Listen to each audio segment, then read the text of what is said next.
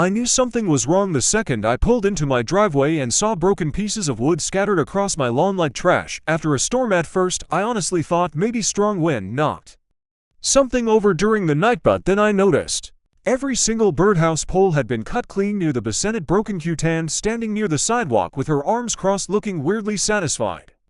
Was my HOA president Melissa Grant same woman who spent 2 years complaining that my backyard looked too natural for the neighborhood? What she did not know yet was those birdhouses were not random decorations. They were officially registered observation sites connected to a federally supported Audubon migration study tracking endangered songbirds across 3 states. And by the end of the week, federal wildlife officers would be walking through our neighborhood asking questions nobody expected to answer. My name is Daniel Harper, and birds have honestly been my passion since childhood. Nothing extreme or weirdy, just always loved wildlife photography, conservation projects, and helping local bird populations survive. As urban development slowly destroyed more natural habitats every year, when I bought my house in the HOA neighborhood, I specifically chose the property because it backed onto a protected tree line where migratory birds regularly nested during spring seasons. Over time, I installed several handmade birdhouses around the yard, designed for specific native species. Everything looked clean, professional, and honestly beautiful. Kids walking through the neighborhood loved spotting colorful birds near the fence every morning. Neighbors occasionally stopped to ask questions about different species. Most people appreciated it except Melissa. Before this story gets completely insane, make sure to like and subscribe to Karen Stories Daily, because this whole battle over birdhouses eventually turned into one of the most embarrassing public disasters our neighborhood had ever seen. Melissa treated HOA rules like military law. If somebody parked slightly crooked, she complained. If grass grew half an inch too tall, she complained. And somehow my birdhouses became her personal obsession.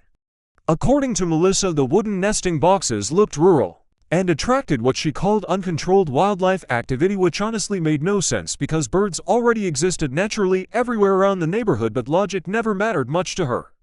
At first, she tried sending violation notices, claiming the birdhouses counted as an authorized yard structure. SE responded politely with county guidelines showing wildlife conservation installations were fully permitted under both local law and HOA regulations. That should have ended things. Instead, it only made her angrier. Over the next year, Melissa repeatedly showed up near my property, taking photos, measuring distances, and acting like she was investigating some criminal operation.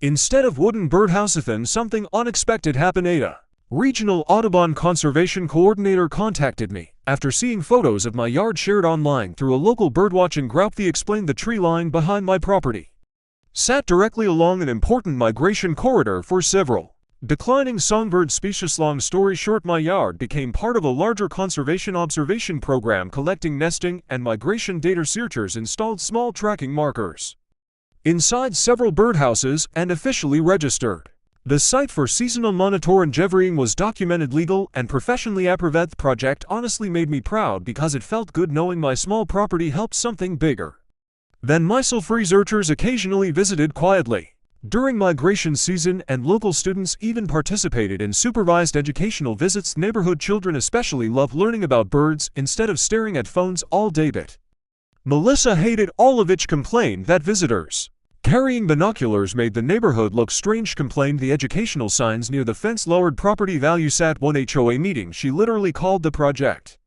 backyard wilderness propaganda. Nobody even knew what that meant. Most residents just awkwardly stared at her while she ranted about aesthetics and neighborhood branding. Still, I kept everything respectful because honestly I assumed eventually she would move on to bothering somebody else. I was wrong. On Friday morning, I left early for work and returned home around sunset. It was the day I found the destroyed birdhouses scattered across my lawn. Sight honestly made my stomach drop. Several nesting boxes still had active nests inside. Eggs lay broken in the grass beneath splintered wood pieces, and seeing that completely changed my mood from frustrated to furious. Immediately checked my security camera. Sure enough, around noon, Melissa arrived with 2 landscaping workers hired by the HOA. Footage clearly showed her pointing toward the birdhouses while workers used saws to cut every support pole down one by one. At 1.1 worker actually hesitated after noticing nesting birds flying around nearby, but Melissa waved dismissively and kept giving orders. What shocked me most was how confident she looked, like she genuinely believed she had authority to destroy wildlife installations on private property. Contacted local police,